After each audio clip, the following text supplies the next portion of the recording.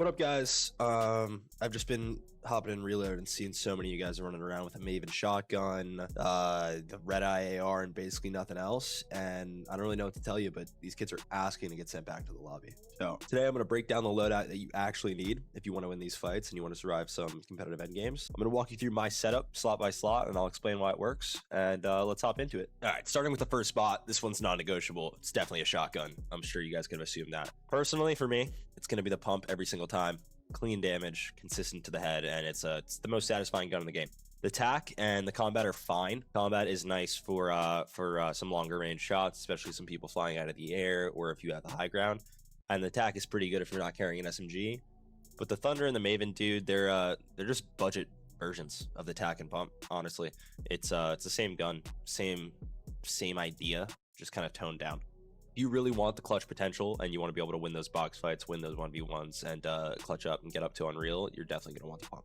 All right, let's get into the second slot that I also see as non-negotiable, and that's going to be movement. If you don't have it, you're toast. In the late zones, or especially some stacked lobbies, if you're playing one of the Reload Cups, any tournament in general, or just a competitive lobby, you're screwed without it. You need it. The two that really work are grapples or shockwaves. You can take your pick on either. The grapple is really good for endgame rotations. 10 movements. I mean, it can last you theoretically until the last zone if you're smart with it. Just be careful not to waste it early. And shockwaves, they'll save your life, really. You can box up, shock out of the corner, and you're out of there in no time. Honestly, I think it depends on your playstyle. If you're a little bit more risky, you're the fragger in your group, you might want shockwaves, just based on the fact that it's a get out of jail free card, in all honesty. But one of you have shockwaves, one of you have grapplers. It works both ways. Shockwaves, you also can move your team. It's just a little bit harder. Crash pads, I personally wouldn't choose them. I think they're too clunky and a little bit risky. I don't think it's worth the slot, but again, it's up to you. I just think that you do need, no matter what, to have movement be one of those slots.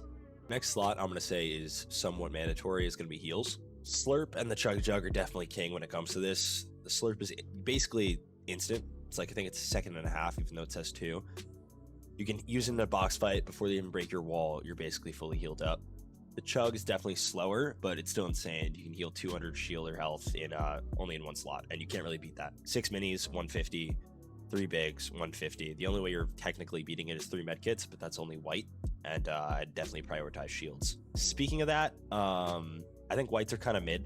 In higher skill lobbies, you're going to be trading chip damage, and in tournaments, you're going to be trading surge, so you're going to want to re-up your shield constantly.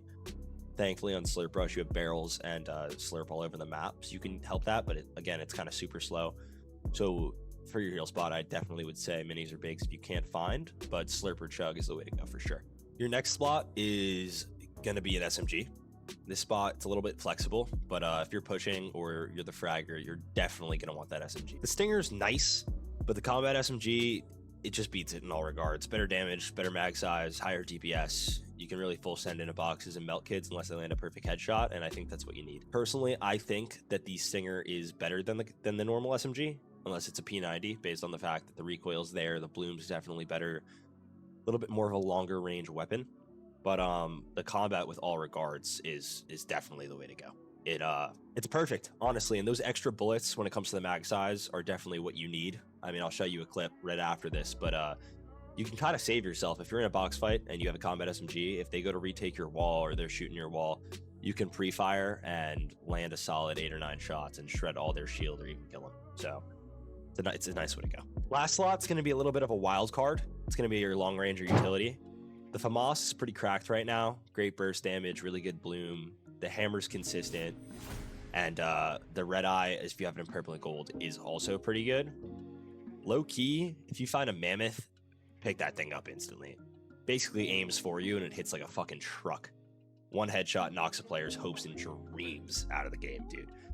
It's basically built-in aim assist. I mean, I'll show you this. Definitely going to be multiple clips. But if you have high ground or you're fighting from a distance, you are murdering the lobby. And especially in tournaments, it's the easiest way to get surge. One shot and you're there. This one, it also is a little bit of a flex.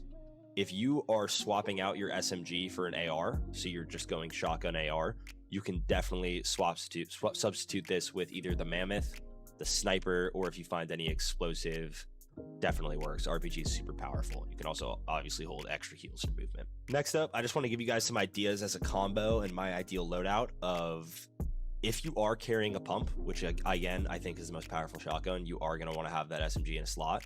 There, that way you're going pump, SMG, and then either AR, utility, and then movement or heals. If you aren't carrying an SMG, that's where either the tac or the combat really shine. If you get in a box, obviously you can swap to your AR second slot, start spraying.